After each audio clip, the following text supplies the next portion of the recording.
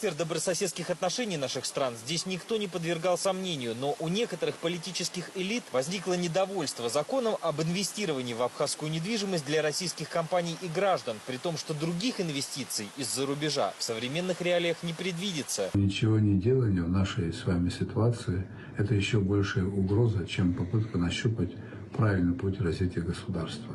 От нашего ничего не делания у нас количество безработных в 2 раза больше, чем количество тех, кто работает. А количество пенсионеров такое же, как количество тех, кто работает. Это очень тревожные цифры. Абхазскому национальному бизнесу сегодня открыты все границы. В Россию к Новому году сейчас тоннами везут абхазские мандарины. Россия – основной потребитель и в туристическом секторе республики. Количество бронирований за последние 2 года побило все рекорды. Межгосударственные отношения, проверенные временем. В центре Сухума, на знаменитой Брехаловке, это подтвердит любой. Наша страна называется Апсны, это душа.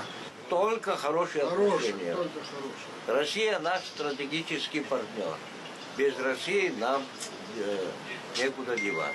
До проведения новых выборов руководить Абхазией будет вице-президент республики Бадра Гунба. Мною даны поручения всем руководителям органов госуправления выполнять свои функции в соответствии с законодательством Республики Абхазия для сохранения, обеспечения жизнедеятельности государства. Экс-президент Аслан Бжани, вопреки многочисленным фейкам об отъезде в Россию, остается на родной земле, в селе Тамыш, где все его родственники. Хотел бы немного отдохнуть, проанализировать причины того, что произошли, а потом, как говорится, возвратиться к работе. По тихой и уютной набережной Сухума теперь снова можно беззаботно гулять. Дата проведения досрочных выборов на обсуждении, но градус напряжения в Сухуме уже спал. Время, чтобы спокойно оценить самые ближайшие перспективы.